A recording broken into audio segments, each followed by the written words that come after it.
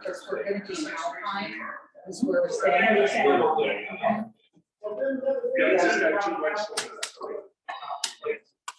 That's what we did. We ended up stopping towing and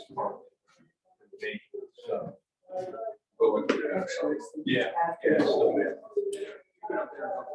this is nice. Yeah, that's a nice area. Yeah. Be there on the 21st of July, it's a Thursday, and leave Sunday the 24th, we're then going to Western. I hate you know, hell, how are you? I'm never gonna go with that. Happy birthday too. Oh, yeah. Yeah. One more year. It's a lot, yeah. You all packed and ready to leave? I'm not even here. I'll be sure to tell. 30 years. Can't read up picture. Great. Yeah, if you don't need to say. Yeah.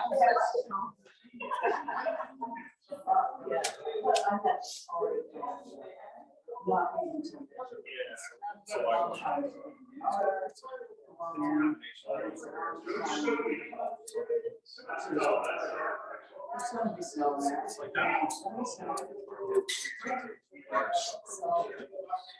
You're a Zoom person. Yes. So hopefully this all goes okay.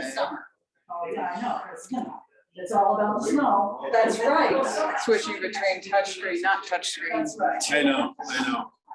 It takes forever to get used to. But I spent like the past 2 days with our tech person setting things up so that I can do everything on this. I don't have to keep because it's so wobbly. Yeah.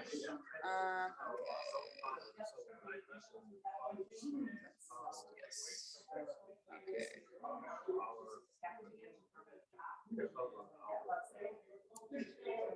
It's quite a bit of weight for that little thing. It is, and honestly, it's the screws down there are the problem. Yeah, it's like the rest seems very fine, but like the feet are so wobbly. Bigger base. Yeah, probably just a Yeah, better tripod. yeah, she was really helpful. Just put it to the, just charge it to the museum. Yeah. That and you gonna focus maybe? Just tilt it a little bit. I feel like it's tilted a little bit. One adjustment. Never touch anything.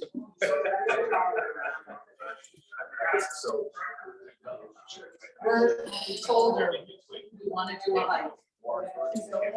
Yeah. And flat.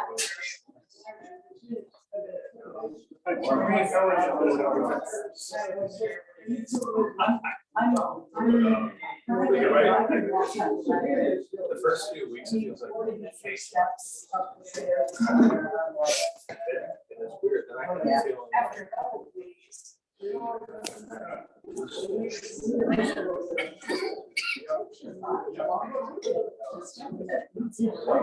Yeah, start making. she didn't feel that way at all, but I felt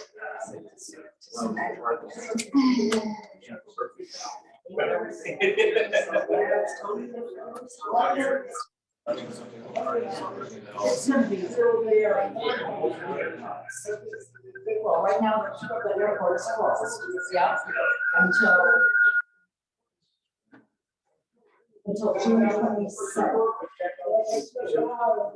So I'm gonna have to find medical jobs.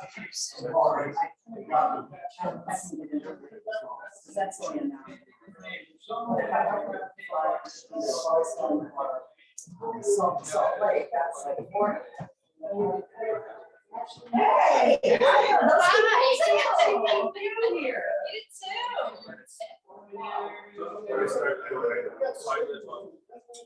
You got my message.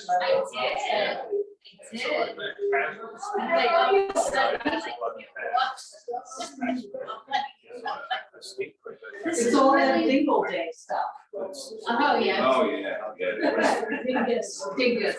I know what you meant. Yeah, so this is quite the place. I never, you know, I never, this is. Yes. And all that, all the cool things around, it's like, wow.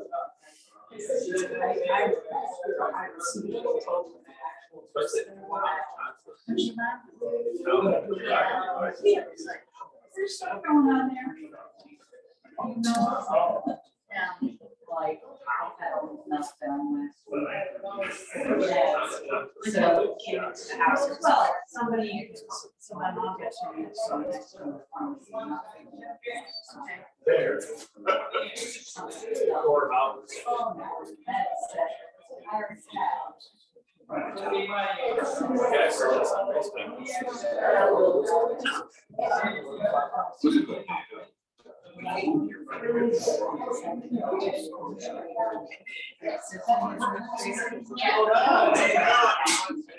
Just go right there. Yeah.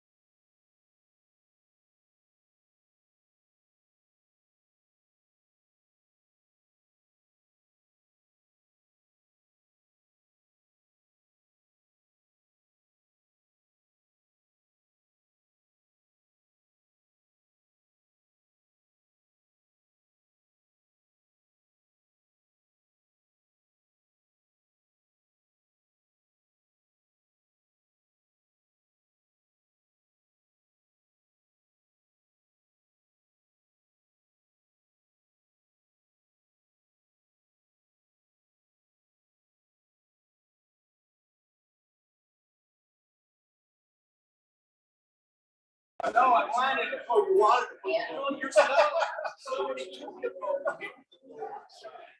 Somebody made me take a photo.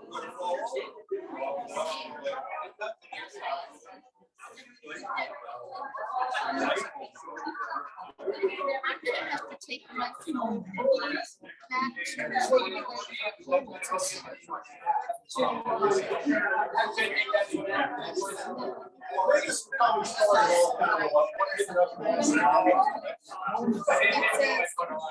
the voicemail is not set up, and it was, I mean, it was. Yeah. And then.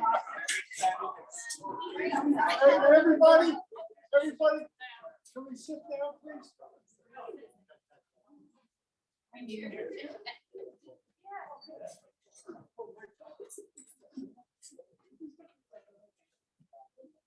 I want to introduce someone that I think everybody knows. I'm not gonna go into his bio because you know it. So we were really honored to have John come to give this lecture tonight. We talked about bringing him on board a couple of years ago, but things took a turn that you couldn't get people together for a while. But tonight, I think you're gonna find a good talk. And before we start that though, I need you to do a couple of things for me. One, please sign the guest book. And two, most people are embarrassed to ask this, but I'm not. Donations are what makes the museum work. So feel free, later on, when you get the water, some of the cookies. We're not setting the price, but we want to be able to send John Wayne. Well, no, we're not gonna do that. No,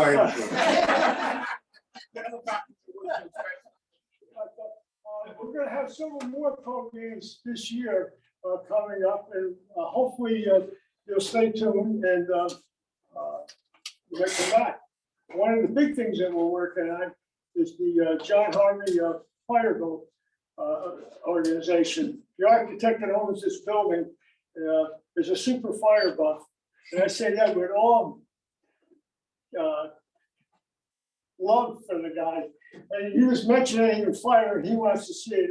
Anytime I get a book into the museum here, I bring it up to him, I'll let him read through it, and he'll have it back in about a week or two. And he just loves it. His father was a toy firefighter. That's his connection to us.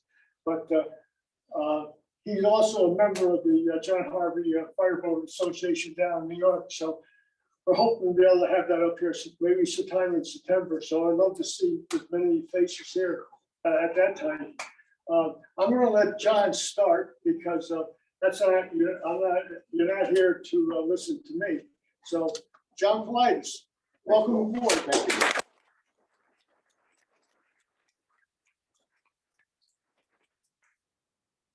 most of my family here. EMS family, my ski patrol family, my firehouse family. You know. No, it's really an honor for me to be here. Being asked to talk about this. I just finished I'm in now my 51st year of being certified as an EMT, and actually started working here.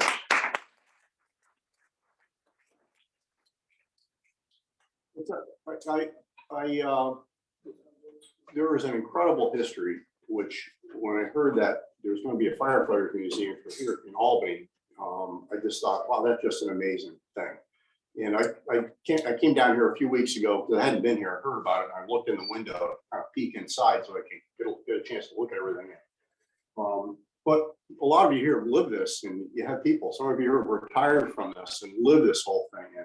And so I kind of think of it as one of the signatures of the Albany Fire Department is the Carnes Senator Fire Helmet. I always think of it as you guys wore tin helmets and you're Iron Men with the stuff that you did. I'll never forget going on a fire call. I worked for Albany Motor Ambulance on Clinton Avenue and watching, I think it was Ben Lebunsky, jump off at the end of the ladder and dive through a window on Clinton Avenue. And I just thought, okay, how do you sit comfortably with testicles that big?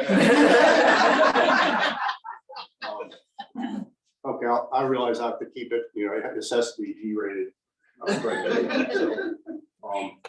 So, you know, there's an old joke in the American Fire Service that it's, 200 years of progress, or 200 years of tradition unimpeded by progress. And that's funny. And we joke about that. And sometimes all of us, doesn't matter what aspect of this occupation you've been around in, you think about it and you think, well, sometimes we're so bound by tradition that we don't want to move ahead. But I think in the span of my involvement in this, which has been 50 years now, I certainly wasn't here when that 1941, Chief Averill, what year was that?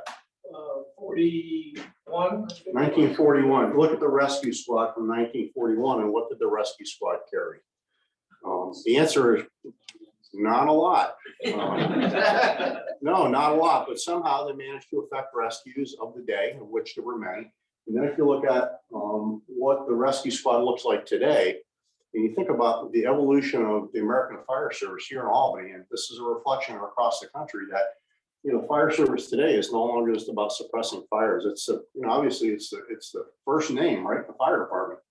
But what it's evolved into is a whole range of things, from providing emergency medical response, to technical rescue, to hazardous materials and auto extrication and water rescue. And it just evolved into something which is unrecognizable from the job that it was back in the 1940s, or when was it, when was the department? Pay department? 67. Yeah. 67. It's a very different job. But the thing I think is really important to keep in mind is that through every evolution of this, did they have to go out and get a brand new workforce to do this? Now, a lot of you here, we're having we had a hamburger next door. Bill, you were the union president, and Chief Averill, you're chief, and all of you have been up through the ranks since birth. There is pain involved in change, right? I mean, anytime there's a change, there is incredible growing pains. There's an incredible amount of pain that goes along with that.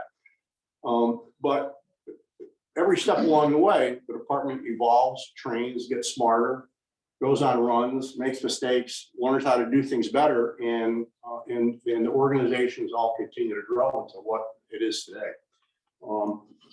Now, it's hard for me to talk about EMS in the capital region without giving some historical perspective to how did this whole thing come about. And then as a kid growing up in the 50s and the 60s, my interest in it and how I got interested in this stuff. But early on, if you look at it, I have a picture that comes up where the rescue squad is using a resuscitator. Well, really from the 30s and the 40s and the 50s and actually even early 60s, resuscitation was really evolved from like trying to resuscitate people by pressing on their back and lifting their arms. And then it was like, well, maybe we can, if we get this thing that'll pump air into somebody and pull air out, or a resuscitator, that will resuscitate people. And so the airway and the breathing part was somewhat understood, but the whole circulation part wasn't really understood. And the truth is that really using resuscitators like that really did help some people who were hypoxic and maybe still had a pulse, but that was early resuscitation. But it really wasn't until a physician who was actually working on a polio ward by the name of James Elam realized that when they disconnected the iron lung from a kid in a polio ward and they tried to do that back pressure arm lift resuscitation, those kids died. He became very frustrated and said, well, I'm just going to blow in the mouth of one of these kids. And that's really where mouth-to-mouth resuscitation really came from, with the understanding that there's enough oxygen in my expired air to keep the child alive until we can either fix or get another iron lung to put that child on. And at the same time, interestingly, there was the power companies. The problem was that people would get shocked by electricity and the heart would go into a fatal dysrhythmia, a thing called ventricular fibrillation. And there were really three physicians, Jude, Collinghoven, and Knickerbocker, on a grant from Consolidated Edison that were studying ventricular fibrillation in dogs in a dog lab. And they put the dog in ventricular fibrillation, and then you use an early defibrillator to shock the dog out of it. But in the meanwhile, in order to try and keep the dog viable, they realized that if they pressed on the chest of the dog, that it caused blood to move. And I thought, there's something interesting in this. There may be something to this. And it really wasn't until 1960 that these two things came together. But by 19th, and it actually came together at a medical society meeting, American Society of Anesthesia, and it came together in 1960 in Ocean City, Maryland. So that's really where CPR came about, but it wasn't widely taught to anyone. And in fact, the interesting thing is this fellow in this picture up here, his name is Captain Martin McMahon from the Baltimore Fire Department. He ran the ambulance division of the Baltimore Fire Department. You know, actually, if you watch some YouTube videos, vintage things from the day, just to demonstrate mouth-to-mouth resuscitation, they would take firefighters and allow them to be paralyzed with, you know, they called it curare. I mean, today we use succinylcholine to paralyze somebody. And then they you know, blew in their mouths and they had an early pulse oximeter to show, oh, you can keep someone oxygenated by doing this. And it's got these, hey, it's like, hey, Rick, no, why don't you go on down? We're gonna paralyze you today. I'm gonna blow in your mouth and we're gonna see how it all works out. And people are like, you ask a firefighter to do something, they're like, okay, chief, I'll do that. That's kind of how it worked. And so that's how progress was made. And so that was going on. And ambulance service across the country in most communities was really, it was the role of the undertaker. In most communities, the undertaker had a vehicle that they could put a stretcher in, and they could, you know, use it. It could double as a hearse, or could be an ambulance, and it just became something that was an understood part of the funeral business. And not that funeral directors really wanted to do it, but they did. And in many communities, and I worked for one in Vermont, they actually did a very, very respectable job at running an ambulance. With the idea being that, you know, there's no advantage to doing a bad job with this, because I don't want anybody thinking that I'm going to hurt anybody, because then they won't want, if something does happen, then they won't come to me for a funeral, which is where they really made their money. But when it came to emergency care, really, you know, if you had training in some rudimentary first aid, that was really a lot. Emergency care was in the 40s and 50s and 60s is not really understood to be what it is today. And I don't think anybody noticed this too much until around the time of the Vietnam War. And during the Vietnam War, it was pretty much understood that in every major military conflict in time, major medical advances have come out of those conflicts. And today, for example, we use a thing called a combat application tourniquet. Now, that CAT tourniquet directly came out of the war in the Middle East. They pretty much figured out, because of body armor, and that you know, they solved the issue of penetrating trauma in the chest and the torso, but people would bleed to death from extremity wounds, and they had to come up with a tourniquet that would, you know, be efficient. Huge medical advances. Well, the same thing happened to Vietnam, where how the medical response was structured, and helicopters were used to evacuate people from the battlefield. And while people were surviving things on a battlefield in Vietnam that they might have died from back in World War II or World War I, on our American highways, people were dying in record numbers. In fact, more people died every year on America's highways from traffic crashes than died in any year during the height of the Vietnam War. And it really got the attention of the scientific community. And in 1966, the National Academy of Sciences and National Research Council published this thing called Accidental Death and Disability and Neglected Disease in Modern Society. Now, the whole paper was not all about ambulance service. It was about a lot of things, about systems of care. And at the same time, there were a bunch of studies done in the country. One was done in, believe it or not, California, and another one was done in Vermont, where they did an autopsy on everybody that died in a fatal automobile accident. They realized in Vermont that 1 out of every 4 people that died in an automobile accident died of a definitely survivable injury. I mean, like not saved by medical heroics, but simply they bled to death from ways that the bleeding could have been stopped, or if rudimentary care had been given in the hospital, you know, they would have survived. So things really began to change, and the scientific community really jumped on board with this, and then traffic crashes, because cars were not what they are today. I mean, most of us today will go to car accidents today, and we'll get there, and cars will be absolutely destroyed. And what happens is we get there and like, okay, who's in this? And everybody's up walking around because of airbags and seat belts and crumple zones and better highway construction. So many things have changed, but in the 60s, that really wasn't the case. In fact, automobiles, you know, didn't have any of those things. They might have had seat belts, but they didn't have crumple zones to absorb that. It's a totally different ballgame. So one of the things that came out of this thing was in 1966, this thing called the National Highway Safety Act passed, and there's a standard in this, and for states, really, in order for the federal government to impose things on a state, they have to tie it to money.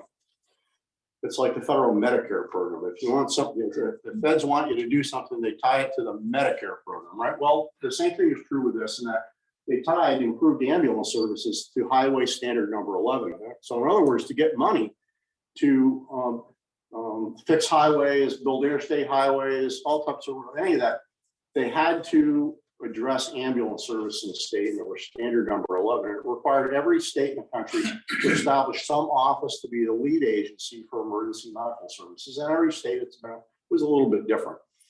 And in New York, it happened to be the New York State Department of Health that happened to be tied with that responsibility. So I began to address some of the trauma things.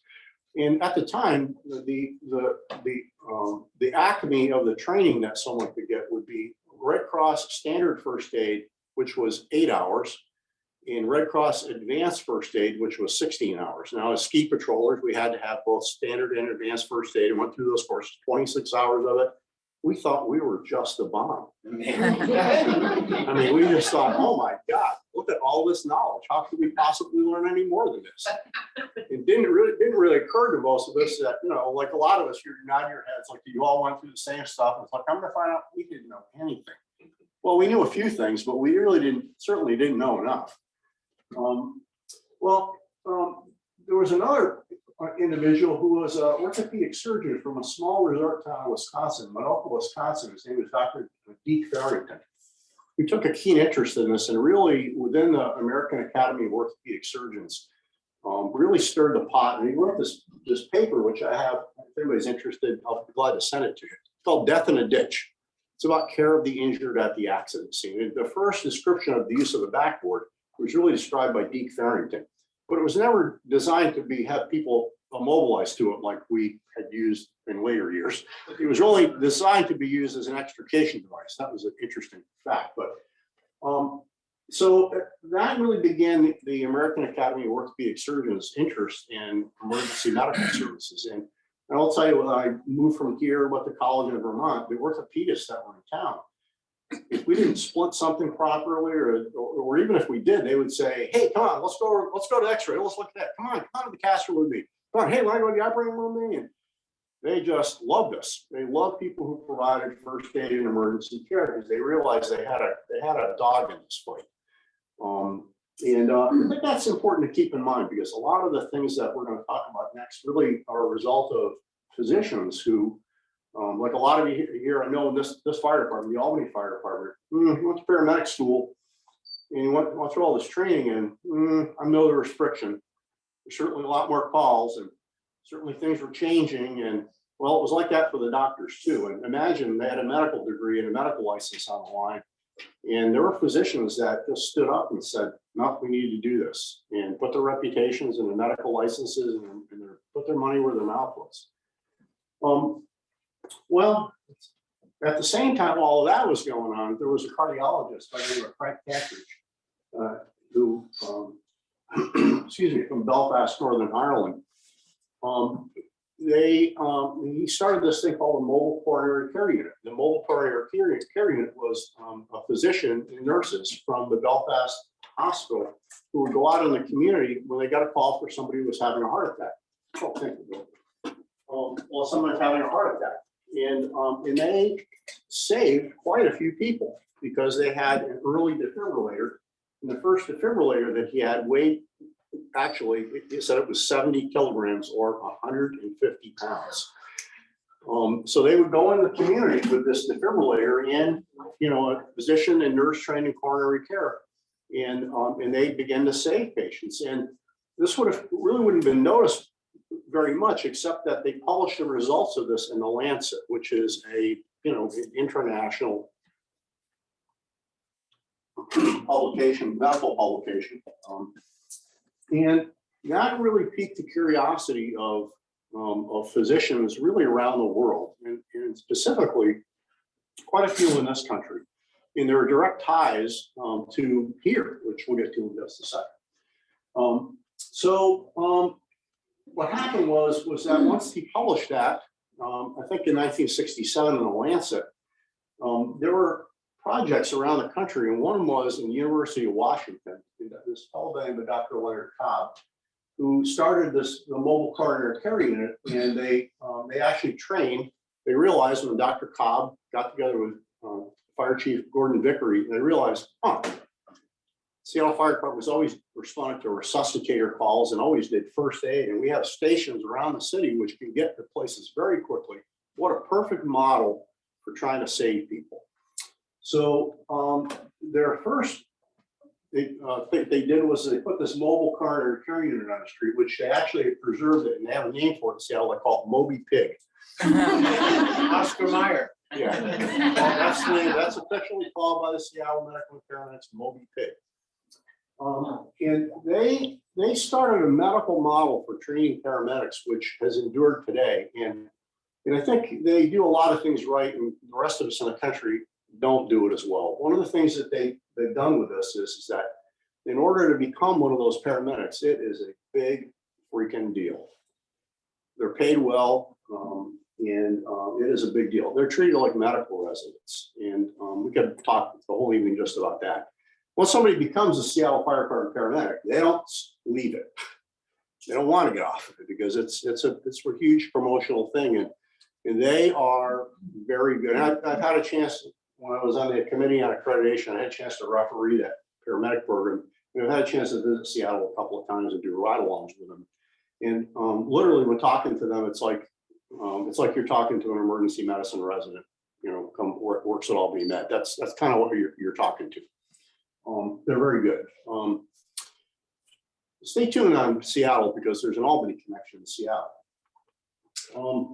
Well, around the same time that Seattle was training their firefighters, as they didn't really call them paramedics, that term didn't exist. They didn't really know what to call them, but they were trained in mobile coronary care. There were physicians from around the country. There were physicians in Columbus, Ohio that got the Columbus Fire Department involved, and there's a Columbus and Albany connection. Dr. DeLeo, who was chief of anesthesia at Albany Med, was the chief of anesthesia at Ohio State University and a professor of anesthesiology. And many of you here in the room know, we'll talk about it more in a minute, that our ways of managing the airway, we use this contraption called an esophageal obturator airway. And Dr. DeLeo came here to Albany and said, nuts to that. We're not doing that. We're going to intubate people. And Dr. DeLeo had the political thought to say at Albany Med, we're intubating people here. But that's what we're doing. And that began changing things. It was that kind of medical leadership. And there's, of course, the Los Angeles County Fire Department and the city of Miami. And then the New York connection is a fellow by the name of Dr. Gus or Costas Lambrou, who named Gus. He was the chief of cardiology at the Nassau County Medical Center on Long Island. And he learned about all this all around the same time as Seattle and Columbus. And he got the Nassau County Police Department involved in it to say police ambulances.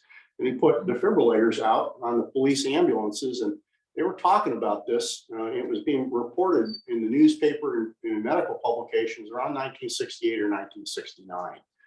So pretty much everybody started around the same time, around 1969 or so, but nobody really knew what to call this really. But mobile coronary care was being provided really around the country. In most cases around the country, being provided by firefighters. The interesting thing about this is that, people in emergency services, people working in the fire service, are smart. I ran the paramedic program for a number of years, and anybody who really wanted to become a paramedic became a paramedic. Got through the program, learned the pharmacology, learned the physiology, learned the anatomy, put your heart into it, you're serious about it. The Albany Fire Department had to go, we got to get rid of all you guys, got to get a whole new workforce. You're not smart enough. Nope, not at all. Same thing is true with our volunteer fire departments. We have smart people that step up to help the community. So that's a little bit of the background. All of this was going on behind the scenes. And meanwhile, in 1969, I was 15 years old, and I was daydreaming about fire trucks and ambulances and not paying attention in Spanish class. I was a 2-year guy in algebra, and I just, I was always enamored by fire trucks and ambulances. I'm in my 60s and I haven't gotten very far in my life. So Now, what about New York City? Well, actually, New York City started pretty early in 1968 with St. Vincent's Hospital in Manhattan, but they used mobile coronary care units like what Dr. Frank Pantridge did out of Belfast, with a physician and nurses. And occasionally they would get someone, they would jump aboard one of the ambulances that they had, but it was physicians and nurses that were providing the care. Fellow by the name of Scott Phelps, who was kind of an EMS historian, has helped me with this and helped give me some of the historical background on some of the things in New York City. Interestingly, later, like I had a chance to sit on that accreditation committee, which I would sit there and I was a paramedic sitting on a committee full of doctors, and it was really good because doctors never meet in crummy places.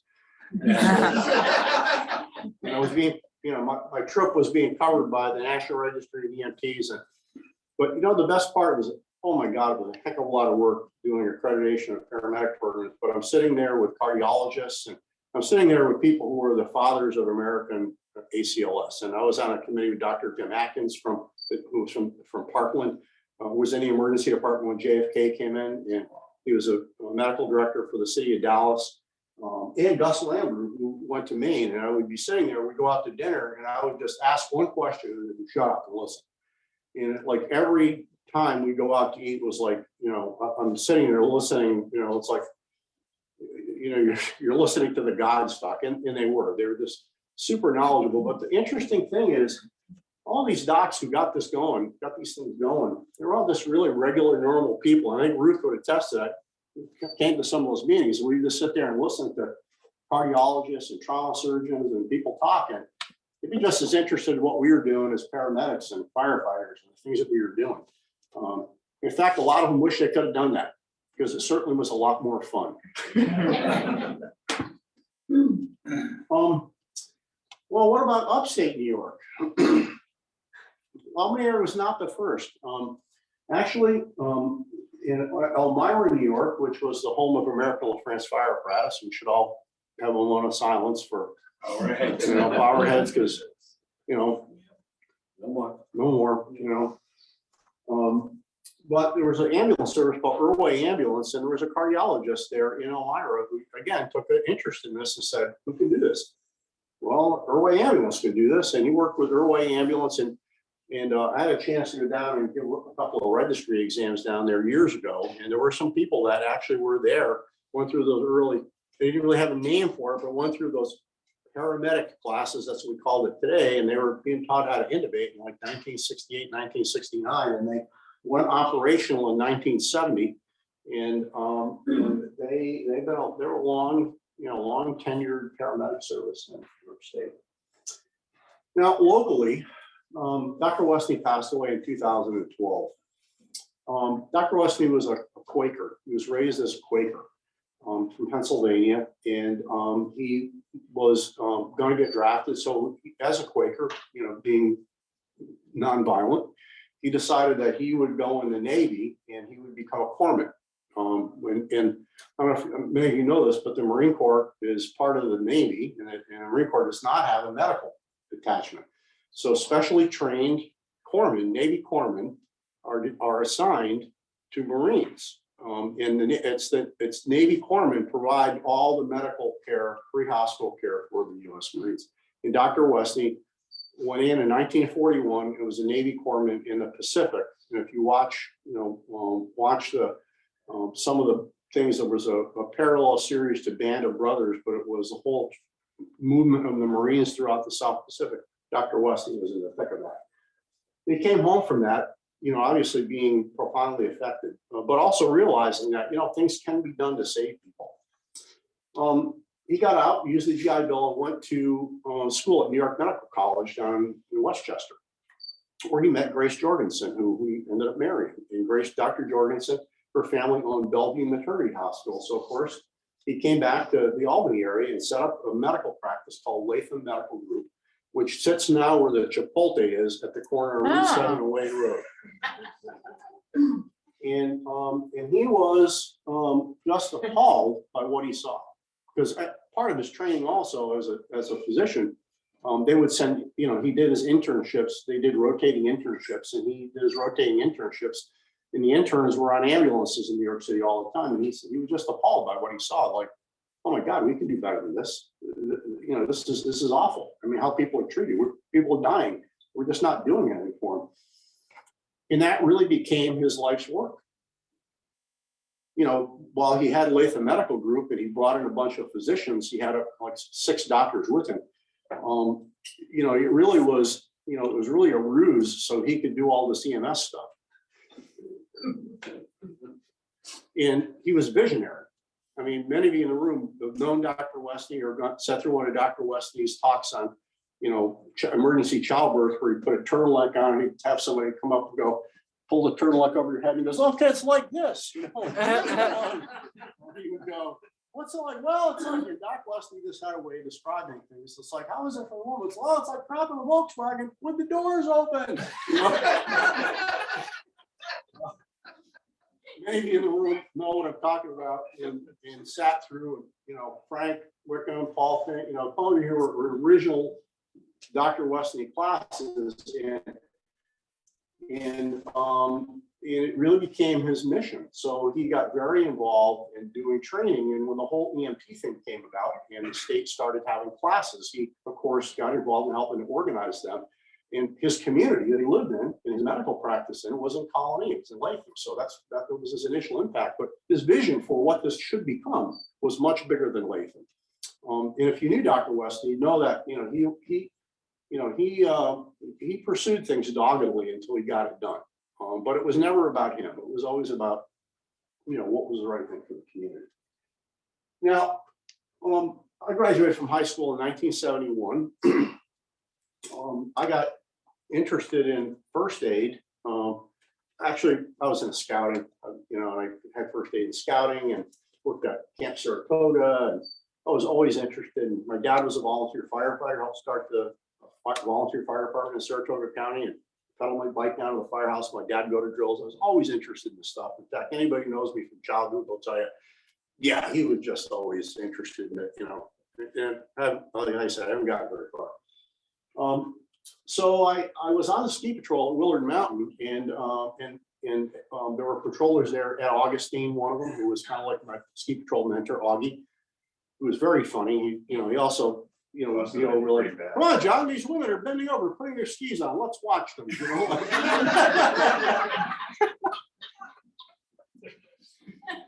I mentioned that a bunch of you knew Augie, but. So I'd taken first aid training. I was 15 years old, got in the ski patrol, got to ski for free and cut the lift line. By the time I got to be and they were very good. I mean, they really knew a lot about fractures. And Augie was a physical therapist. And we had another guy on our ski patrol, John Marshall, who was an orthopedic surgeon. He was an orthopedic surgeon for the New York Jets. He used to come up to Willard Mountain and ski there with us. We had another guy who was a nurse anesthetist. So I was surrounded by people who were pretty knowledgeable about medicine. And they heard about this thing called EMT. So I'm like, yeah, I gotta look into that. So it was going on at Skidmore College in Saratoga. So in the fall of 1970, when I was a senior in high school, they let me in that class. For what reason, I don't know, but they let me in. And I finished class on March 20th of 1971. That's when I got my first card. And I graduated from high school and ended up going to Hudson Valley, the whole chain of life events, went to Hudson Valley Community College. And my first summer out of high school, my dad got me this great job. He was a Republican committeeman in Saratoga County, and he got me one of those good, depends on where you're, good Republican or a good Democratic job. It was a really sexy job. It was sickling grass along the side of county highways. That's what we did. I just decided right there that a life of hard manual labor, sickling grass was probably not in the future. So the job was over. I started college, and myself and another friend, Dick Bridgeford, we knew that there was a service in Albany called Albany Motor Ambulance Service. And we'd heard about it, that they ran emergencies here in Albany, and we went down and, basically kind of got hired right on the spot. And there were a bunch of other services. Capital District Ambulance is owned by the Fish family, and there was another, Schaffer, yeah. And Doctor's Ambulance, it's all done with Richard Opal, and Ace Ambulance, Richard Downs. I didn't really have a lot of interface with them, but I went to work for Albany Motor Ambulance Service, and boy, did I get an eyeful. So, you know, that was me, to show you my first involvement. That's obviously my mom, Dorothy, and my aunt, Uncle Jim, and my grandma. And I got my little fireman's hat on here, and I'm pissed off because we're gonna go to the North Pole. I'm just not happy. I wanted to play, 53 seconds. I wanted to play with fire trucks, you know, that's what I wanted to do, you know? You know, I mentioned this to you jokingly, but pretty much most everybody that I know who had a long enduring careers in emergency services have gotten their start as kids because they got interested in it when they were really young. And I think that's really important for all of us to keep in mind in our future. You know, I don't care whether it's a fire department or EMS, you know, when time comes to, oh, let's go down, let's go to the city park, let's show the video. We're all complaining about this, but the truth is that that little kid that you're talking to, gonna be you one day. So there I was. So that's my card. It says that first card says emergency medical technician and valid from 3/20/71 for 2 years. And then the next one says medical emergency technician. And I can't find my original patch that said MET on it, not EMT. Let me just say that it was also, I was going to college, and you know, I went to school, I was a phys ed major in college, and the real truth of the matter was, yeah, I went through my classes, you know, all ANP, all the sciences that I had to take, and it was all good. And it was kind of stalling because I was just interested in this stuff. And well, I worked with a lot of people. A lot of the people that worked there were actually Albany police officers. A fellow by the name, I asked him to come to me. I don't know, he didn't make it. Smokey Johnson, he was one of the cops that went on the police department. Another person, Bud Wilson, who worked there, who was a SUNY student, but he wanted to be, you know, like the second or third in command of the New York State Police, and he was the connection for why we got involved in the lifeguard program. And there were, Don Kimmy, many of you know. Well, I worked with Don Kimmy's dad at Albany Motor Ambulance Service. It was a crazy place to work because just because I'll tell you more about it in a minute. But when I first went to work there, they had no ambulances that looked alike because the family that owned it, they would just buy whatever they could buy, and they didn't bother painting them or put markings on. We had one that was yellow. We called it the Yellow Submarine. You know, we had there was probably 5 or 6 ambulances, and none of them looked alike. I just thought it's really bizarre. Now, if you look at those ambulances, there's a green color to them. Actually, this picture was not really from 71, but 72. There's a reason why they're Mohawk green, because Angie Hurley bought the ambulances that Fred Fahey was selling. And she promised that she was going to color them a different color. Well, of course she didn't. So those are actually retired Mohawk ambulances that we were driving around. So what was the training? Well, in order to come up with an equivalent to what was the so-called 81-hour program, it was 26 hours of Red Cross first aid combined with the 55 hours from the MET class, made you an EMT in the eyes of the state.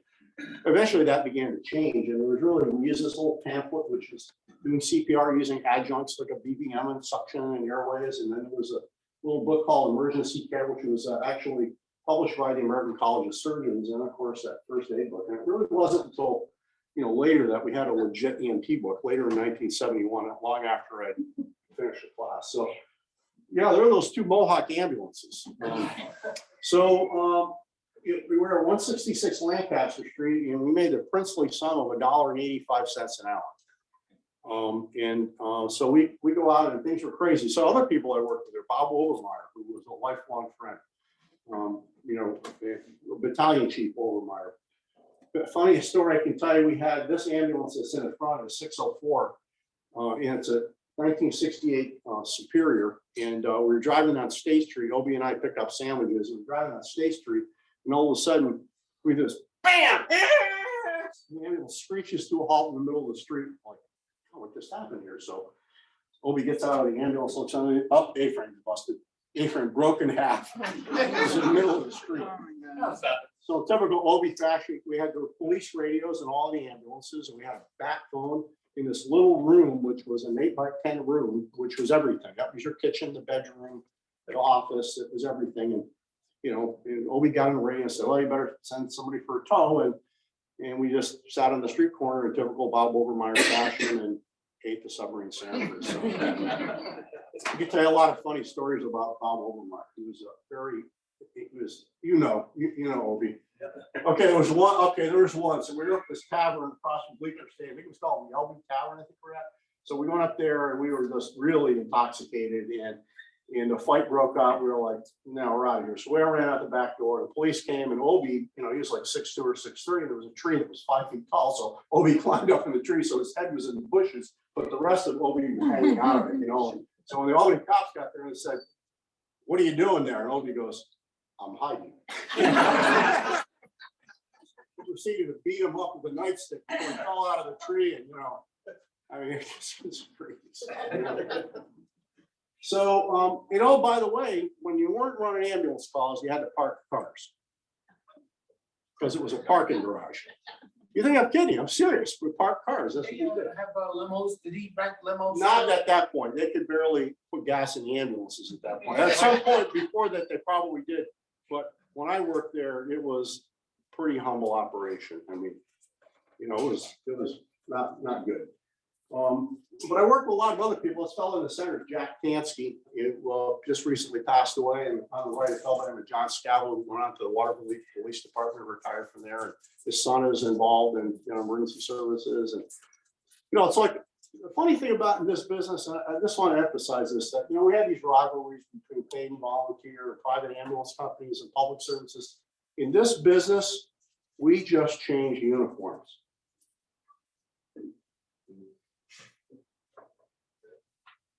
Right.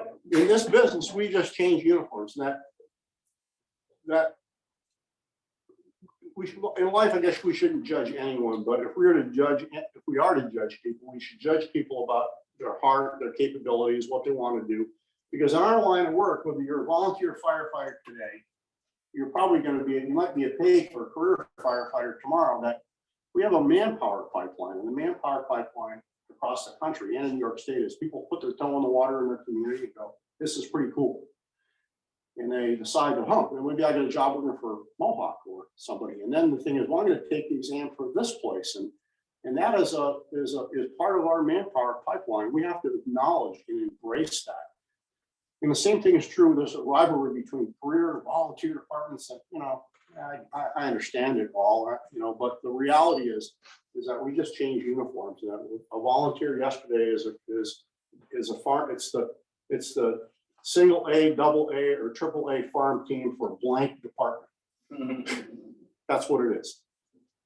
Some people choose to do stuff for free in their communities because that's just, you know, what's there. But it really wasn't until later in 1971 that this American Academy worked surgeons came out with the first EMT book.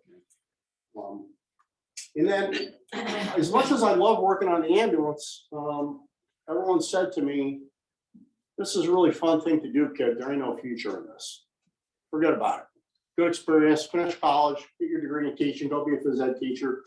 I didn't really want to be a phys ed teacher, but it was the closest thing that I had sciences, and I've always been a bit of a jock, so, you know, that's what I majored in. Plus, I didn't have to take math. Let's be honest. No math. I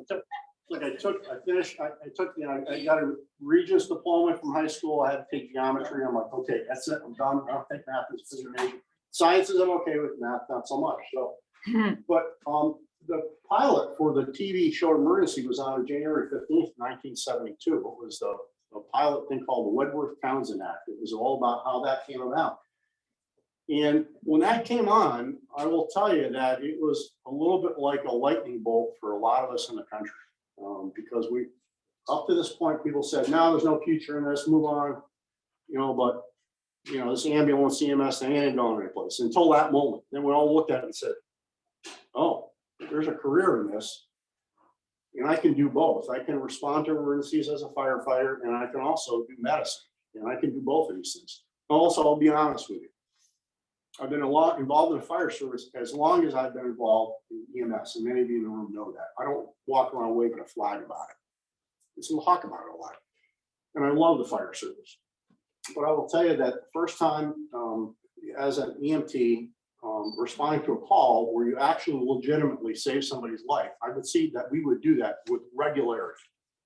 We'd walk in, even in the days of Albany Motor Ambulance, somebody be bleeding out, boom, we stop their bleeding. We get there, open somebody's airway, suction someone out. We do a life-saving intervention. We would do those things regularly. And I just never got that instant gratification. As long as I've been a firefighter, I love it. And there's nothing like going to a good fire. You know what I'm talking about. There's nothing like it. There just isn't anything like it. But being a guy who likes to chase bright, shiny objects, you know, that's what we do. We chase bright, shiny objects. You know, I got the instant gratification of responding to the medical emergencies and going, holy cow, we really made a difference here today. So that changed things.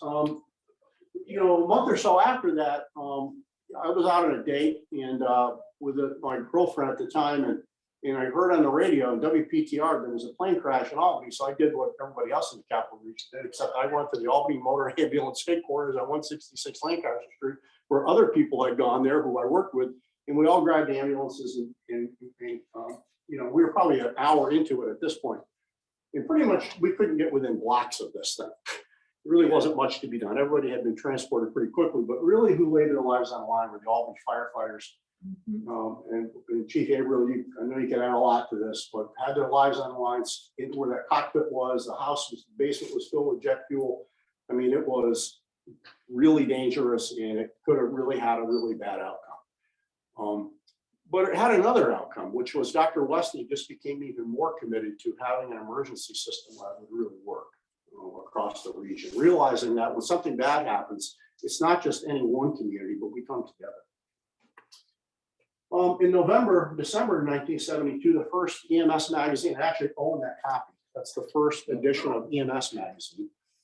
I also have the first and last edition of what's called Paramedics International and the first edition of GEMS magazine. There's a story behind that. Up to this point, people were not sharing information. You couldn't share information regularly. It wasn't like in the fire service, people shared things like the Fire Engineering magazine, et cetera. But you know, that information sharing wasn't happening until this magazine came out. Then there was another one called Emergency Product News that was published by a company called Dynamite. And we'd all wait for that to come to read about what was happening someplace. Oh, we should be doing that here. Look at this equipment. You know, it all began that way. Well, by the summer of later in the summer of 1972, I heard the Schenectady Ambulance Service was looking for, and this became, I'd use, you know, like I joke with people now, we call them migrant paramedics. You know, we basically worked a bunch of part-time jobs to make ends meet. Well, I was a migrant EMT. I had a part-time job at Albany Motor Ambulance Service, and I went over to Schenectady Ambulance where they had good-looking uniforms and they gave us those hats. And this is my old buddy, he was our godfather for Royal's child, Dominic Paulo, Red Rock. And I got paid the sum of $1.95 an hour. And I thought to myself, oh my God, what am I going to do with all this money? $1.95 an hour. I would say that the ambulance services in Schenectady were a cut above. They were a cut above. And the interesting bit of history was that Fred Fahey, who went on to start Mohawk Ambulance, worked for Schenectady Ambulance. It's all well documented. Phil Gauze actually has the scrapbooks. And it's well documented. What happened was Fred Fahey worked for Mrs. Gavin at SAS and wrecked an ambulance going to a call. Hailed a passing car, went back to the garage, grabbed another ambulance to go to the call and wrecked that one.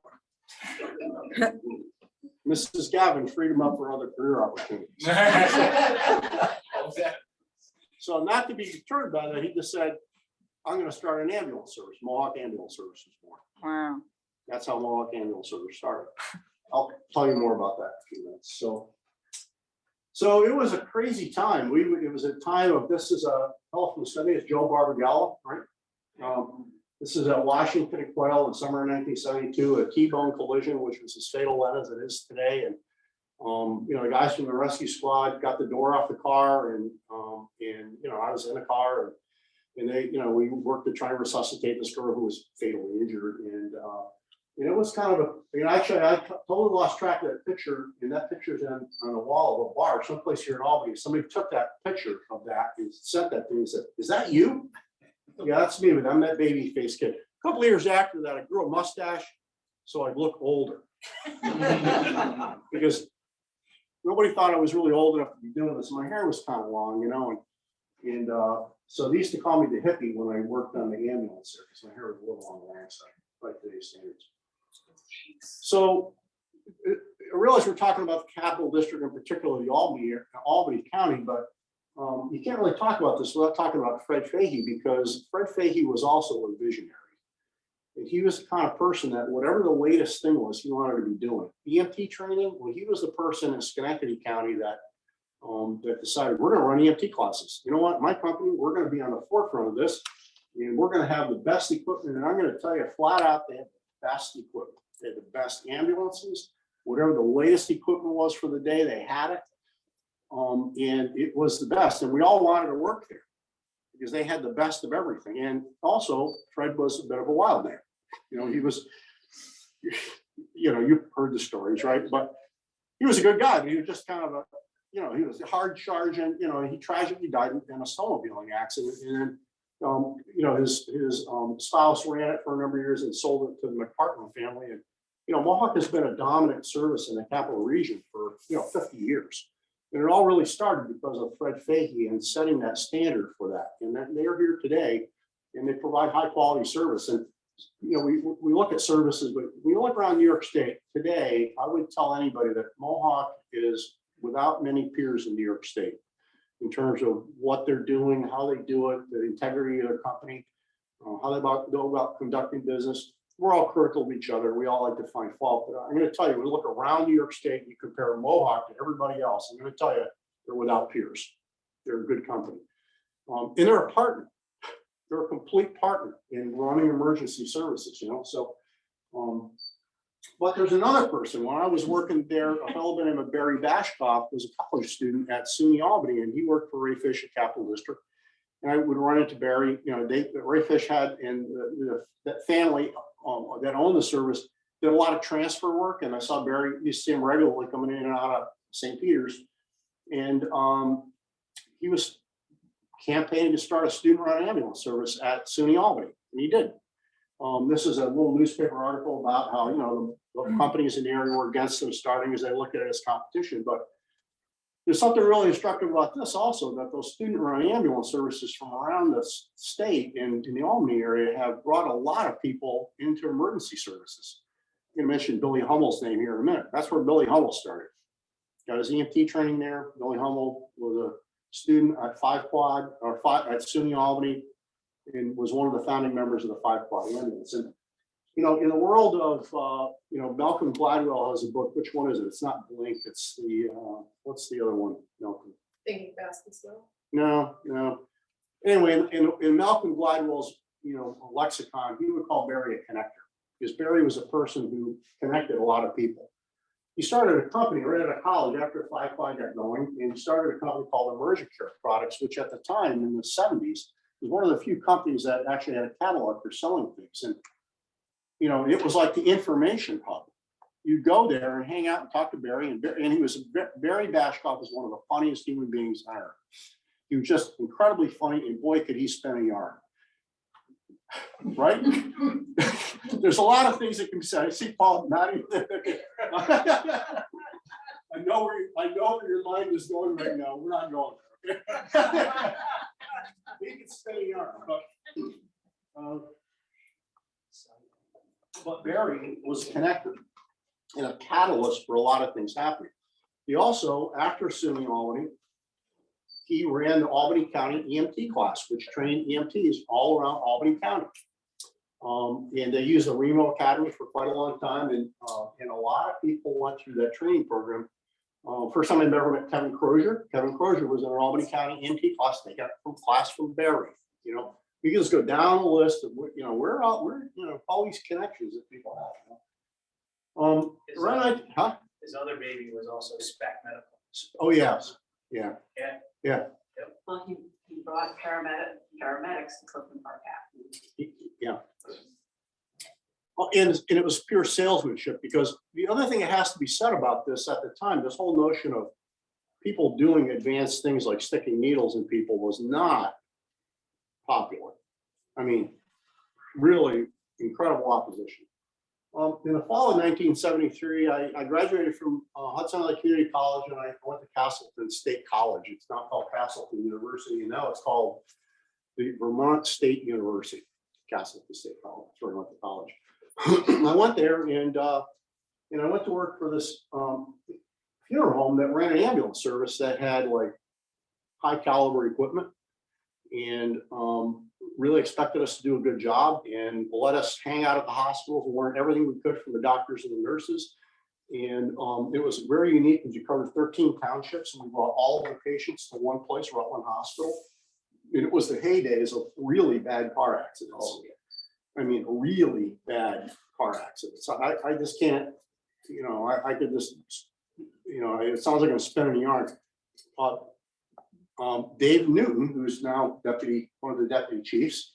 I had Dave Newton as an EMT student when he was 17 years old, going to the high school in Rutland. And then Dave Newton and I eventually worked together on all this funeral home ambulance. And then we became part-time call firefighters in Rutland. And I had been in my volunteer fire department. I thought I knew some stuff. I'd taken some training, and I'll tell you, the guys in the Rutland Fire Department kept me alive. Some of you know some of them, Gary Gregorio and Mike Walsh, and the Rutland firefighters came down to Nemo 2 at a time, went back and started the first paramedic program in the state of Vermont. I graduated from college, and Ruth and I love my wife Ruth back there. We moved to Burlington, and I was a full-time firefighter in Burlington, which was a great job. I worked 10 days. We had 1 on, 2 off shift, and I was at Station 1 on South Whiskey Avenue, and I rotated between Engine 1 and Rescue 1, which was the medic unit or the ambulance. It was a great job, but I got asked, or was offered a job to work for Vermont EMS, doing EMS training and be in charge of half of the state in EMS training. I'm like, moved me back to Rutland. Ruth and I moved back to Rutland. I got back on the Rutland Fire Department as a part-time call firefighter, and Ruth be working nights, weekends at the hospital. I'd be filling in for guys at the firehouse, and oh my gosh, we had bad fires. And a lot of barns and haze up that way. Well, it wasn't barns so much, was old 2-decker houses, not owner occupied, wood stoves, and just a lot of fires and a lot of fatal fires. And I went to the worst fire. I have a picture up here, but we had a fatal fire where 6 people died in the fire. And until years later, I didn't realize how post-traumatic stress that was about that. But it was a 6 fatality fire, myself and Mike and Gary. Nobody else wanted anything to do with it. It's like, you guys put them in the body bags? And okay, we did. It was an incredible experience. I've always loved the fire service. And then around 1980, or 1979, I went through the paramedic program. I started the paramedic program at Shaker High School. I came down and met Earl Evans, and I said, yeah, great. I was already trained in what would be known as like an intermediate, trained in IV therapy, and I was trained in ACLS and all those things. But I really wanted to go through a real paramedic program. So Earl Evans graciously said, why don't you come down and take the program down here? So I came down and took the program and started at Shaker High School, and then finished up in what was the old Remo Academy on Warehouse Row. And then they were starting to get grants. And basically I ended up leaving Vermont to come back down here to run the paramedic program. They offered me a job, which was a big stir. And that was my introduction to most of the guys here in Albany, who you guys, my guts. Oh my God. Who was there? I was a dirty name, I think, scrawled on every wall. People wanted to, I didn't know it was safe in most places to walk the streets because I thought I was going to be lynched. So That's not true as far as you know. Well, after I left, that's that part. But in 1975, the paramedics really started in Colony, and it wasn't really named for it. They were called AEMT 9s. That's Bill Miller and Doug Williams. I don't know who's on the far right, but this is a simulated thing. But Paul said the first ALS call was June 6th of 1975 for cardiac arrest. Now, I got to put this in historical perspective. at the time, Dr. Wesley said, okay, I'm gonna provide medical control to you, but none of the hospitals in the region wanted anything to do with them whatsoever. In fact, there was active opposition. In fact, none of the hospitals agreed to provide any medical oversight or medical control. So Dr. Wesley said, okay, we'll set up the radio system and I'll have it come to my office and then I'll get routed to the phones at night. And every one of his medical partners would answer the phone at night, to be the medical control. Mike Cerrone, Frank Wickamover, you guys know, because you were at the beginning, you were in the original classes. So at the time, first of all, you're going into the unknown. You're doing things that have never been done before, and you're going to places with this patient you treated, knowing that you're going to be ridiculed for what you just did. That takes a lot of guts. They used to pull our IVs out when we got into the hospital. Yeah. The nurses Take the collars off. The nurses, that's what we hated. We haven't gotten very far.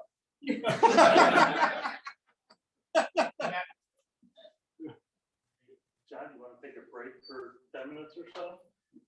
Is that okay? You want to take a break or keep going? I'm just gonna go get a drink. So why was it called the Signal 600s? Well, Dr. Wesley was called MD 601, and when they wanted to get a doctor to talk to you, it was like, well, it was Dr. MD 601, 2, 3, 4, 5, et cetera. And so that's where the Signal 600 thing came from. That's the history behind that. Eventually, the radio system got expanded to a regional radio system, and it just remained the name of the Signal 600, means to call Dr. Wesley and his medical group people. Now, there's three people that are really foundational. Dr. Wesley was a visionary. I mean, to ever go on a call with Dr. Wesley was, you would dread him showing up in an accident scene, get people injured. Wes would pull up, start on the other one, start on the other one, start on the other one. Oh my God, I haven't even got me an A on this guy yet, He was a visionary, but he was not good with details. So who did he enlist? But the fellow on the left, Earl Evans. And Earl Evans is a common man who would see things in people, and nearly every one of us in this room has benefited because of Earl Evans, because Earl Evans is the person who actually took Dr. Wesley's vision and turned it into reality. Would you guys say that that's true? Yes. And Very very calm. And Earl is a mechanical, he is a mechanical engineer by training. Ski patrol too. He's ski patrol, long-term ski patrol. So it was Doc Wesley had Earl, it was like, Doc would go, I'm gonna, we're doing this, and it's like, he would go, Earl, handle that. And Earl would have to make that all happen. And it was really Earl Evans that really masterminded getting all of this together and set a system up that agencies could plug into. And then a fellow on the far right, his name is George Johnson, who was the captain of the West Albany ambulance. And he ended up going to work for the New York State Department of Health and really being in charge of like the first state EMT exams. And it was right around the time that Article 30, Part 800 was passing and things were changing. And it was really George Johnson that really provided a lot of the initial structure at the state level. In 1975, Article 30, Part 800 passed, which set up EMS regions in the state. And Doc Wesley said, well, I guess we could set up a system and we'll set up protocols and the structure for this, and let's proliferate this to around the region. And he had strings, you got to do it 24 hours a day. And he was very leery about just having anybody do it because medicine is about trust. And if the doctor's going to say, here, do this, they're going to trust you to do something that's dangerous. They got to trust you. They have to trust you know what you're doing. Which, in Doc Wesley and Earl, you didn't have to impress the seriousness of it. I mean, I knew the seriousness of it because if you weren't well trained, if you didn't know how to do things, when you came in the emergency department, it's not only doctor and patient, but you were going to face a lot of recrimination yourself. So hence, I was tough on people, was I? Yeah. Phil? Just nail me to Right. Yeah. No, I was tough. I pushed people. I did. I pushed people. I mean, I wasn't rude to them. I wasn't nasty to anybody, but I just wouldn't take no for an answer. Right, Art? I mean, yeah. Art's going, yeah. No, I wasn't ever unkind to anybody, but I just wanted to make sure that you knew what you were doing because really everybody's reputation, your reputation was on the line, the reputation of your department, the care of the patient was all there, Now, the first Nemo participant manual, this is really from like 1979, where it was really pulled together. there's really a so-called paramedic could only start an IV, draw a blood sample, use the esophageal obturator airway, use the anti-shock suit, and could deliver one shot. And that was it. That's what an advanced provider could do. And that was the formulary, and there really were there was really nothing on here. There was the diazepam or Valium, which got taken out of the box because it was a controlled substance, and we couldn't really control it properly. So it got pulled out of the boxes pretty quickly. So the initial pain medicine that we had for people, we joked it was called Brutacane. With brute force, you know, bite this silver bullet while we straighten the fracture up, you know. And then of course we had telemetry radios because in the day we had to call in for everything, right?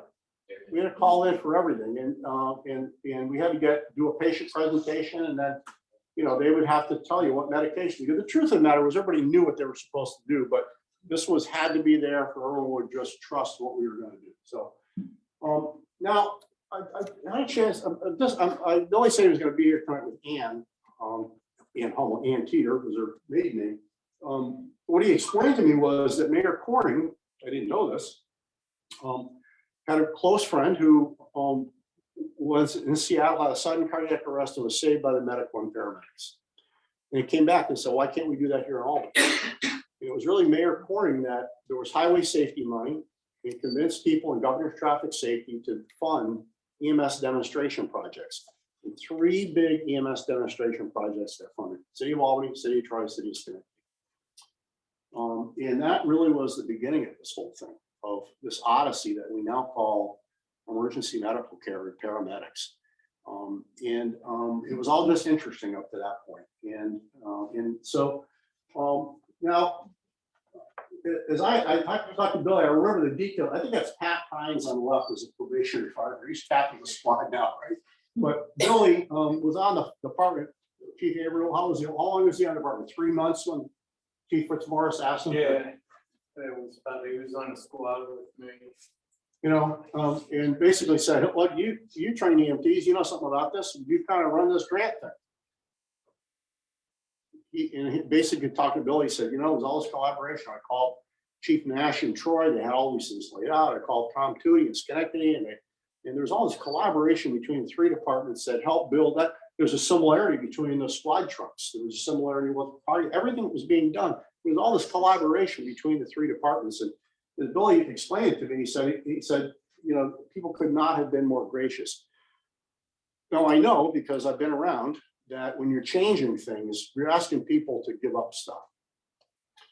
And life is never going to be the same again for any fire department in the capital region, because on the Rutland Fire Department, we used to joke, well, we're going to eat until we're sleepy, and we're going to sleep until we're hungry.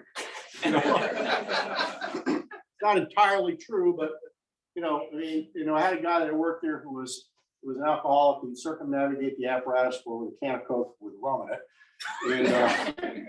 And his joke was, we had a great job if they took the bells out.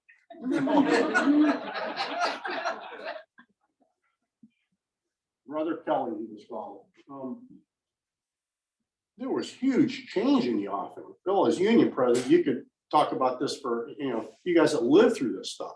We're the first paramedics in the department. You lived through this, that not only were you put your reputation on the line going to school, because you might not pass it, right?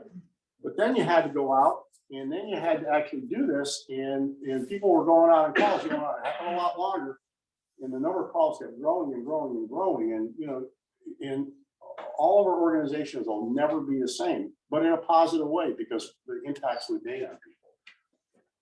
Now, at the same time, there was another person who was very pivotal to this.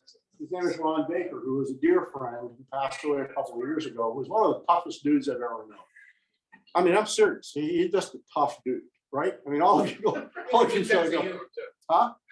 Great sense of humor, tough dude, and crazy. Boy, could I tell you stories about Ron. But he was a history teacher at Shaker High School. When Troy Fire got the grant from governor's traffic safety, they're like, we need to hire somebody. So Earl mentioned to Chief Nash, well, maybe, you know, this guy, Ron Baker, he loves the fire service, he's a paramedic. And so Ron left teaching as a history teacher in Troy at Shaker High School where, you know, my friend of mine at the firehouse, Bill Niger, said, my first introduction to Ron Baker, I'm walking down the hallway, my second day of school, some kid went flying through the door and landed in the hallway. He's mouthing off to Ron. Now, Ron was short of stature. Oh, more than one person had been deceived by Ron's size. So, and he really was foundational to the Troy Fire Department. And at Ron's funeral, I thought it was very fitting. It was the Troy Professional Firefighters Association brought their antique apparatus and they gave him the send off, along with everybody else in Colony and the cavalry. Well, around 1977, you guys could fill in more on this, but Delmar and Clifton Park Half Moon started getting in, becoming paramedics as well. And that really began the proliferation of this throughout the region. That was ALS year circa 1979. And in Reno really came to its own around 1980 with its primary mission running the educational program at the Life Support Academy at 22 Warehouse Road. I started my program at Shaker High School. We finished it at the 22 Warehouse Road. I think we moved to Latham and went to work at Reno, and it was super busy. I mean, we were running two full-time classes a year, a night class, intermediate classes, and it was a frenetic pace trying to keep up with all of the training that was going on there. But I couldn't have done it without you, because a lot of you, not only did you go through the program, but after you finished your program, you came back and helped teach the program. So you're passing stuff on and passing it on to more people. So it was a great experience. Around 1980-81 timeframe is really when Albany, Troy, Schenectady went on. A lot of Schenectady ambulance service. I'm not sure why that happened first, but it did. And then the Rotterdam Police Department paramedics came in. They also got a governor's traffic safety grant. So Rotterdam Police had police paramedics out on the street. It was busy. We were cranking, you know, two day programs, a night program, and it was a frenetic time. It really wasn't until 1985 that we had the first protocols that there were standing orders for cardiac arrest. We could give Narcan to an overdose patient. We could use D50 to wake somebody up who was an unconscious diabetic. Those were really the first time we had real legitimate treatment protocols, and we had no medication standing orders until 1985. Now, why was it that a lot of other things were happening at the same time? This is important to note that emergency medicine as a specialty had not really been created yet. There was a push to make emergency medicine a specialty. And it really, so the physicians who provided oversight were internists and surgeons and a lot of things, but they didn't specialize in emergency medicine. And then there was a generation of people that came along, like Paul Fink was here. Paul and I worked together at Remo. It was a crazy time, wasn't it? And you had a great opportunity. You got hired to become the first director of what became Guilderland EMS. And you made that program operational in 1987. Then you left that to go to work at the State Health Department with me. And your third day on the job, you walked and said, you want to have coffee? Sure. I remember we're over in front of Corning Tower and we had coffee out there. And you're like, oh my God, I made the biggest mistake I've ever made in my life. For the State Health Department. That's what he said to me. No, well, the other thing is that Lee and Sue, Paul is like very meticulous about everything.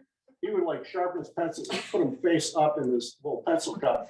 He would walk down the hallway and Lee and Sue would break all the pencils and put the all would come in the morning and have an anxiety attack, like straightening pencils out all the time.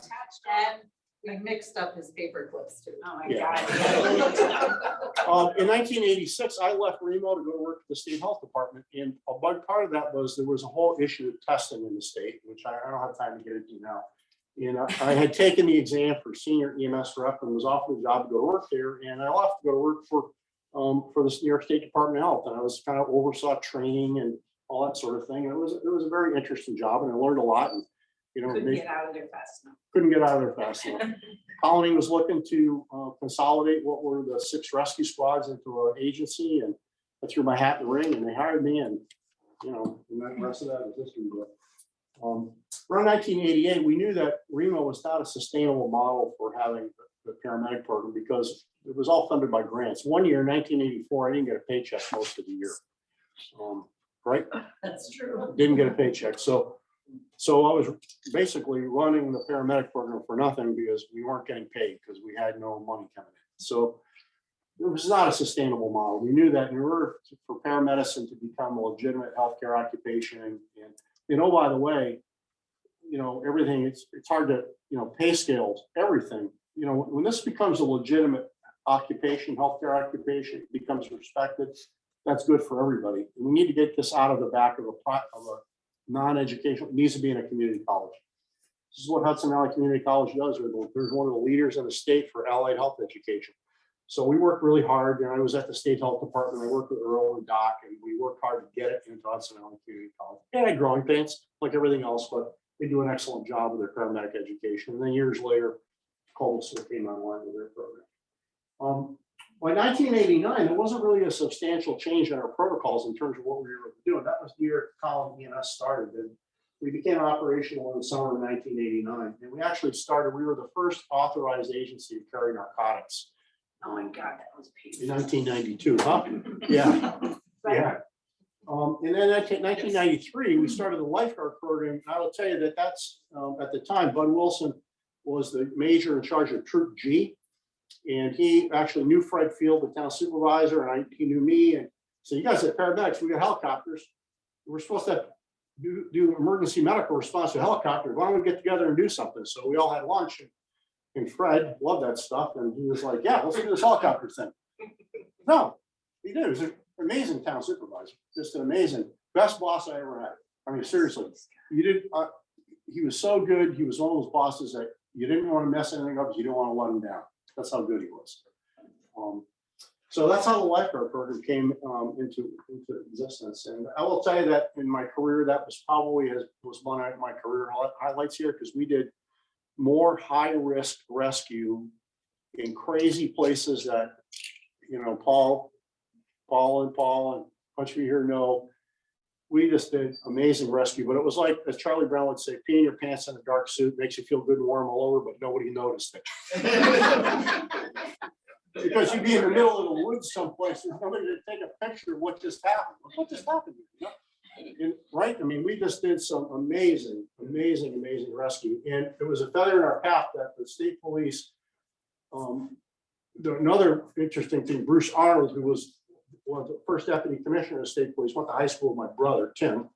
So there was all these connections, and the troopers, and I'm not, I don't want this to come across wrong, but they preferred to work with us, right?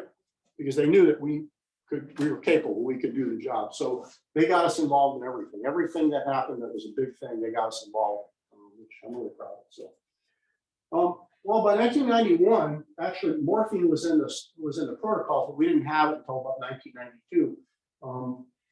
And by 1997, our protocols really began to expand, and to the point where most of what could be done in emergency could be done on standing orders. Not all of it, but clearly the majority of it. By 1996, the Albany County Sheriff's Office started a paramedic program. That's Tom Pargion, who I had Tom Pargion in paramedic school about 1981 or 1982. He had a long hair, a ponytail, and Army jacket. He was kind of pretty soon coming in. I'm like, Everybody gets the line. Everybody got a IV. Everybody. yeah. Well, I had no idea Tom was a narc. That's why. I had no idea. I just thought he was a free spirit. He had longer, he became a lieutenant in the Albany Police Department, and he would just, he loved being a volunteer fireman, he loved being a paramedic, and he retired from Albany Police, and he went to work for the sheriff's office, and convinced the Sheriff Campbell, there's all these other places in the county, you don't have paramedic service. He created a model for the Albany County Sheriff's Office getting involved in providing emergency medical care to rural Albany County. I worked there today part-time. So, where are we 50 years later? I'm sorry, I'm a little old, but today, I joke with people that, I work for Albany County Sheriffs, and it's hard to work. I'd love to go back and work in Colony, but you can't really go back and be a worker bee where you used to be the chief. Because people are always looking at you like, well, would you do that? I'm like, people do that to me in the sheriff's office. Like, well, they're doing this. I'm like, look, I don't really want to get involved in that. Half the time I'm telling them, here's the union contract. Why don't you read the contract before you start opening your mouth? Bill Tobler, this is your life. But half the time they're shooting at one of the administration or Chief Abraham. I mean, half the time it's like, oh, simmer down here. Just read the contract, follow the contract. It's not really that hard, but so where are we 50 years later? I joke with people that, you know, as a paramedic today, we're carrying paralytics and sedatives. We're going out in the field and we're basically giving somebody, no exaggeration, 2/3 of a lethal injection. I'm not joking, I'm serious. I mean, you know that somebody has a bad airway, and we know that we need to control their airway and they're combative, and we know that in order to save their life, we have to sedate them and we have to stop them from breathing. And that's a very heavy responsibility. It's the same kind of heavy responsibility as a company officer deciding if you're going in and we attacking this inside or not, because you know that somebody's life is on the line. Well, that's what paramedicine is today. In my job as a park ranger in the summer, I'm leaving tomorrow morning to drive to Grand Teton National Park. And I work in an austere environment. Like last year, I spent a month on Denali working in Alaska as part of a mountain rescue team on North America's tallest peak. Huge responsibilities. We are doing things today that I could have never imagined. We're carrying sedatives, paralytics, and in my job in the park, because it's austere, I'm relocating dislocations. I'm sedating people. There's some pictures that went through a few minutes ago if you're watching the slideshow. In the last 3 hours at work, I had to solo rock climb to a guy, without a rope. I had to go up, get to this guy who's on a ledge. The guy's combative and head injured. And he's going to, if he keeps flopping around, he's going to fall off the ledge. And now I got to sedate him, because if I don't, he's going to fall off the ledge and die from that. But I know if I sedate him and they stop breathing, now I'm going to have a whole new set of problems in my hands, but I got to sedate him. That's the kind of complex decision making that we have today. And it's also, many of us started as volunteer paramedics, and there are people who are exceptional volunteers. It's because they've done it for years, they work clinically, but today, this is a job where you have to bring your A game to the table, because the consequences of you screwing something up are somebody loses their life. That's a pretty heavy responsibility. And today, we pretty much don't talk to anybody. It's rare that we will get on the radio and talk to anybody for a consult. Why is that? Are we doing bad work? No, it's because they trust us. We go into the emergency departments, and I joke about nursing, but the nurses trust us. They're busy, they're overworked. Our patient care ratio is 1 patient to 2 medics. Nowadays, if you go in with an IV, the nurse, you're their hero. You're here because you did for them. The truth is, they're over. Our nurses, are overworked, understaffed. I mean, the healthcare system is burdened. The heroes through 9/11, who was going out taking point every day during not 9/11, but during COVID crisis? The answer?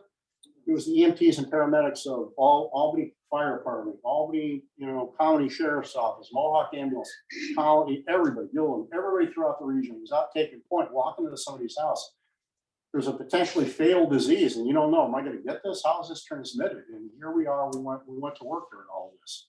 We survived for a short time, just like 9/11. Oh, you're all heroes doing this. They've all forgotten already. True, right? The other thing that's had a huge impact is emergency medicine. Today, we have emergency physicians that not only oversee what we do, but they also work in the field with us. And one of the things that we started in Colony was I knew when we started it that we needed the equivalent of a battalion chief working in the field all the time. We call it a shift commander, a clinical supervisor working the field. And we knew that if we had a clinical supervisor watching what was going on, we'd get better care. We also knew that when the docs came knocking on the door, we put the physician with the clinical supervisor. So we had a physician working in the field with us a lot. I will tell you that orders of magnitude improved the trust between emergency medicine physicians and EMTs and paramedics around, because they all realized that, okay, these are calling about people at Albany Fire Department, Albany County Sheriff, Mohawk Ambulance Service, Guilderland. No matter where you were, you know what you're doing. And most of the time, the residents would kind of be in awe of what you all were doing, because they were just like, oh my gosh, I don't know if I could have done that. They give you some advice, but they knew that not only there's a cardiac arrest or a patient's really bad, call respiratory, give me some more nursing. You're the scribe nurse. Well, how does that work for you? there's one of you or two of you, right? And you have to do everything. And so the ride-alongs from Having Docks, and this is Michael Bailey in the back of one of the colony ambulances, could just easily be in the back of a Mohawk ambulance for you guys here from Albany, or any place for that matter. It's risen the level of the medicine that we do to a level now. There's a statewide working group with New York State collaborative protocols.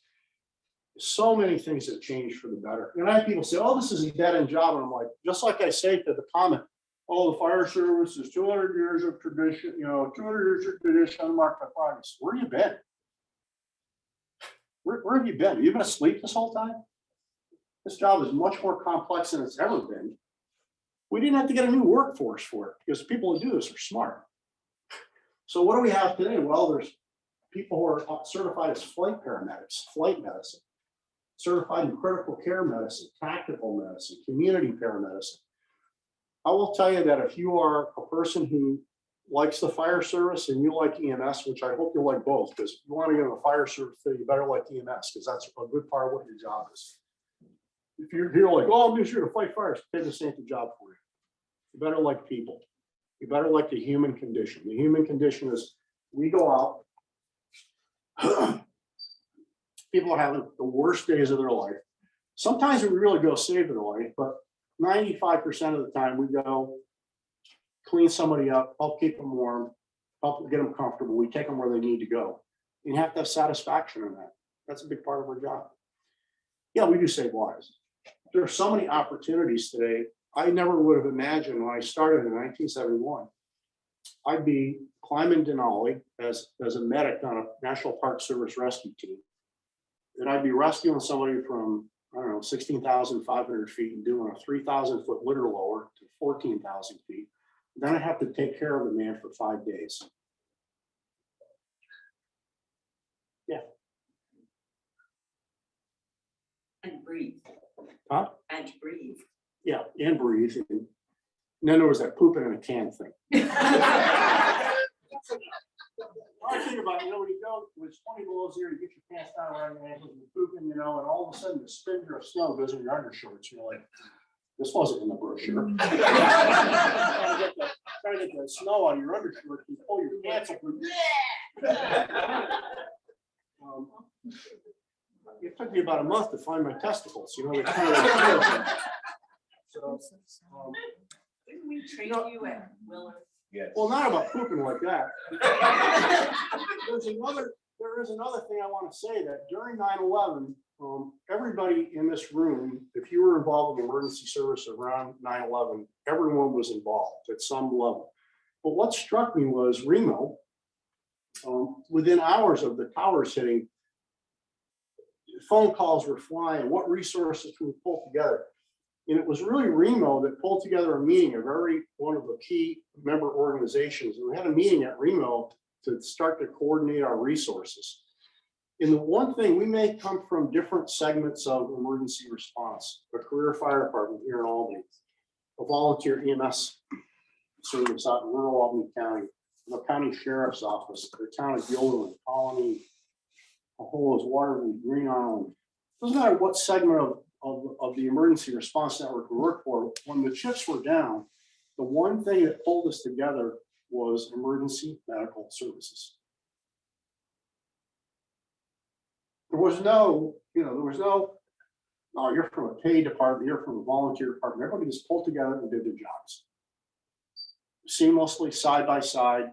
People on urban search and rescue team that were career and volunteer, elbow to elbow, side by side, coordinating ambulance task forces through the city. No matter what it was all hands on deck. And I think a lot of that has to do because of Remo and the cooperation that it fostered amongst the capital region agencies. Just like, to me, volunteerism is, we need to continue to foster, because where are we going to get our people in the future? It's much harder when you don't have a single A, double A, and triple A team to draw from.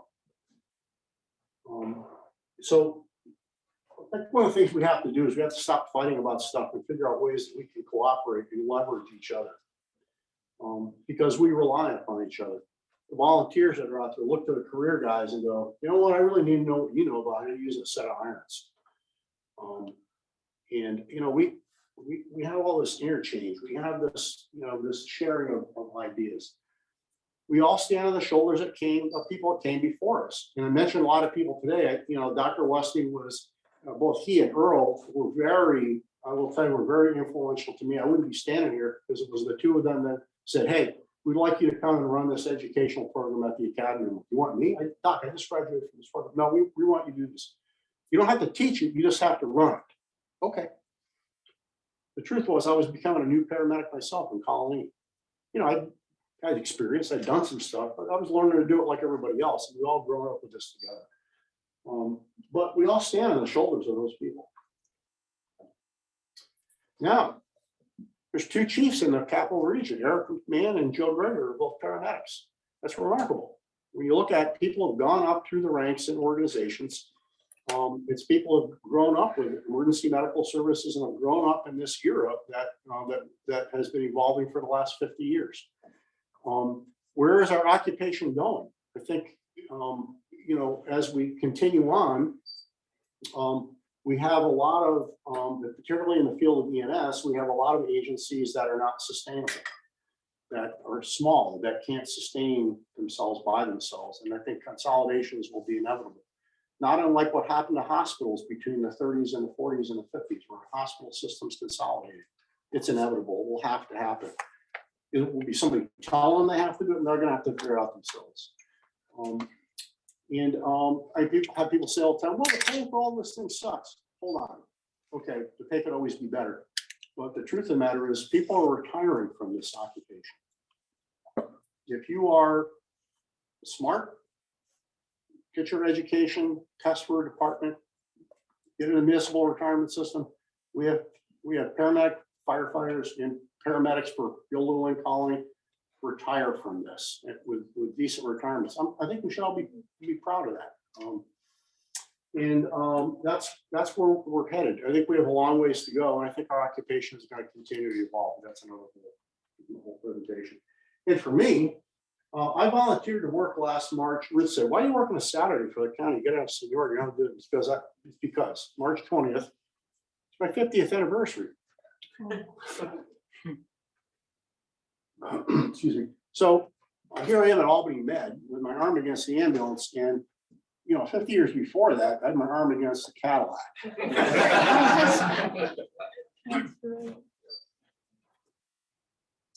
So tomorrow I'm off to Wyoming and doing my job in Wyoming, where somebody told me years ago that the secret is when you're young, you have the fitness, but you don't have the money or the time to do all this stuff. So I always paid attention. I tried to stay in really good shape. So people go, because then when you can retire, you have the money and the time, but you don't have the fitness.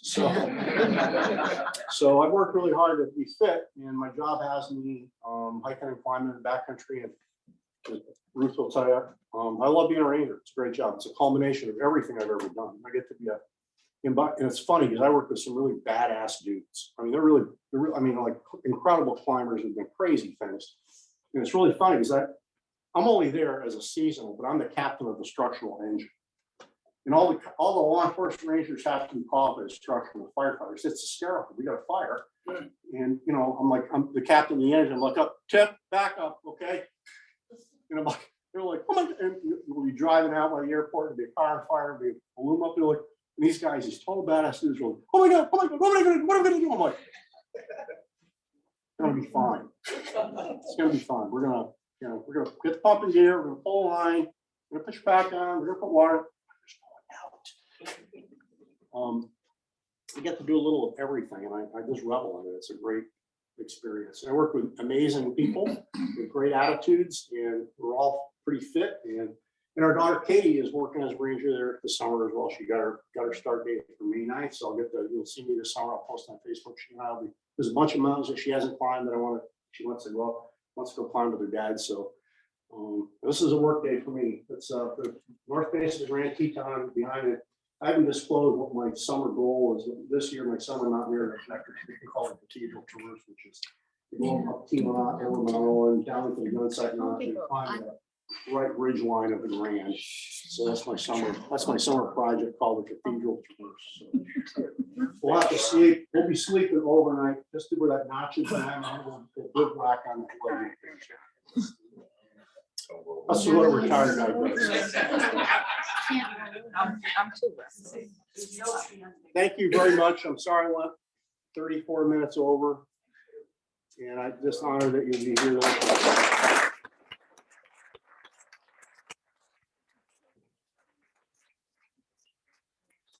I'll get it in a second.